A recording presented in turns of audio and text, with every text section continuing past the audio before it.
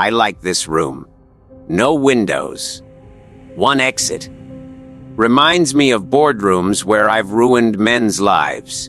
You can tell a lot about a meeting by the room it happens in. Fancy rooms mean someone wants to impress you. Bare rooms like this, someone wants honesty. Or at least the appearance of it. Rooms. You humans obsess over such small things. I've held meetings in the vacuum of space. On the surface of dying stars, the setting doesn't matter. What matters is who leaves the room with what they wanted, and who leaves with less than they came in with. The room matters more than you think, Frieza. Environment shapes psychology. A cold room makes people defensive. A warm room makes them careless. Lighting changes how trustworthy a face appears. I've conducted experiments on this, sir. The body responds before the mind even knows why. That's manipulation at its most basic. Change the container, change the contents. Speaking of basic manipulation, let's talk tools. I'll start with mine. Money. Simple, boring money. You'd be amazed how many people think they can't be bought. Politicians. Journalists. Heroes even. Everyone has a price. Sometimes it's not even cash. Sometimes it's a job for their kid, a medical bill paid, a secret kept. Money is just the delivery system. The real currency is need. Find what someone needs, and you own them. Money, how pedestrian. My tool is simpler. Example, public example. When I conquered planet Vegeta, I didn't threaten every Saiyan individually. I destroyed King Vegeta in front of his own soldiers. Let them watch their strongest fall like nothing. After that, I didn't need to threaten anyone. Their own imaginations did my work for me. One death, properly displayed, saves you 1,000 conversations. Fear, yes, but fear needs maintenance. Frieza, that's what most tyrants miss. One big example fades over time. Memories soften there. New generations grow up hearing stories but not feeling them. I prefer constant low-level dread, not knowing when the next attack comes. Jumping at shadows. That kind of fear doesn't need monuments. It lives in the nervous system. It passes from parent to child like a disease. You know who understood that?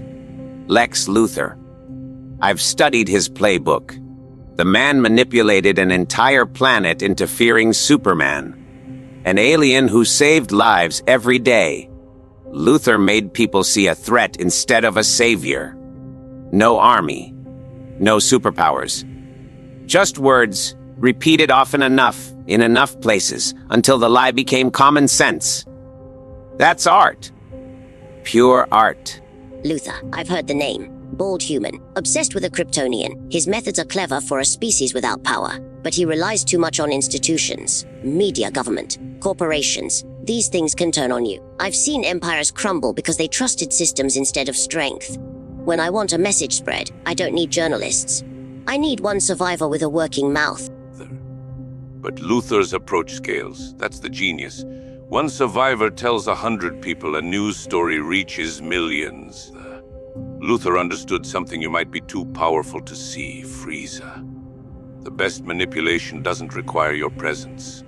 It runs on its own, the self-perpetuating. The public becomes the enforcer. They spread the fear for you. They punish the doubters for you. You just plant the seed and walk away. That's what I did with Spider-Man's reputation. For years, little stories planted in the Daily Bugle. Questions raised. Doubts seeded. Was he a menace? Was he causing the problems he claimed to solve? I never had to prove anything. I just had to keep asking questions until the questions themselves became the answer. Half of New York distrusted their own hero, and I barely spent a dime. Reputation destruction. Slow patient. I can see the appeal for beings with short lifespans.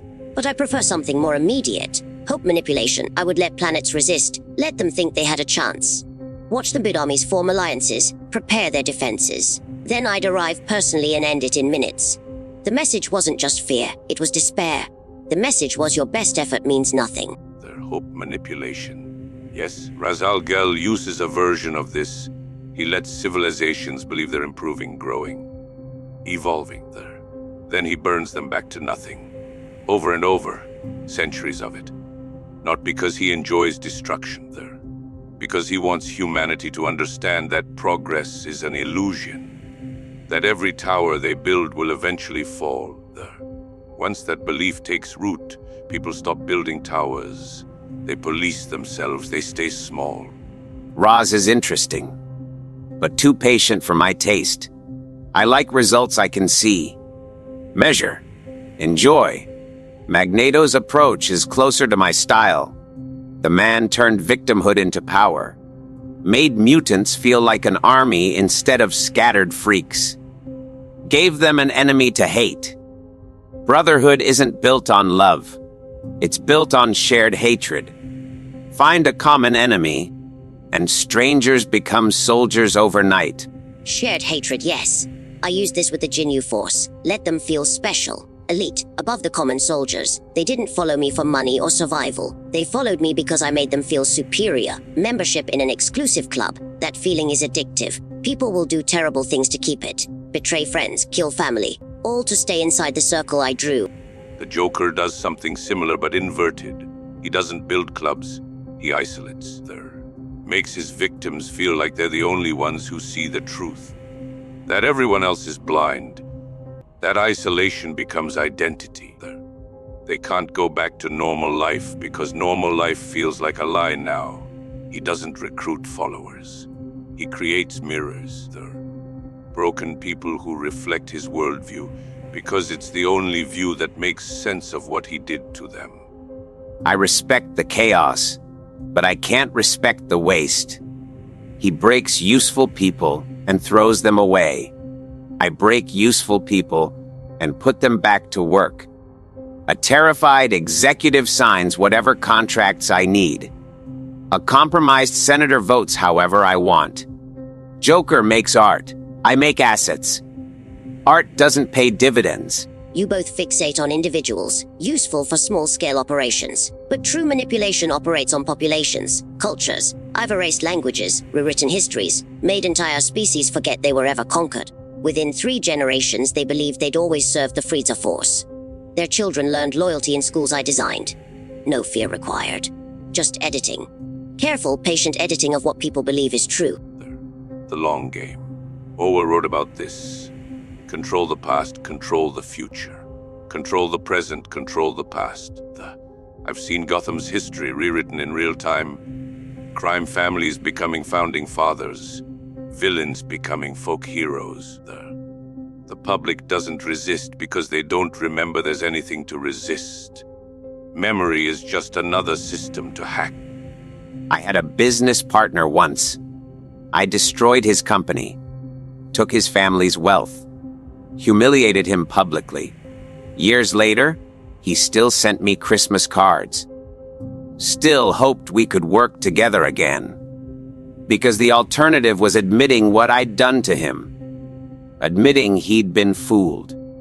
People would rather stay fooled than face the shame of having been a fool. My father used this on planetary rulers. He'd leave them their titles, their palaces, their little ceremonies. They were puppets, obviously. Everyone knew, but they could pretend otherwise. And that pretense was enough. They'd enforce my will enthusiastically, just to maintain the fiction that they still mattered. Dignity is surprisingly cheap to manufacture and devastatingly expensive to abandon. Manipulation down to its bones tonight. Fear. Money.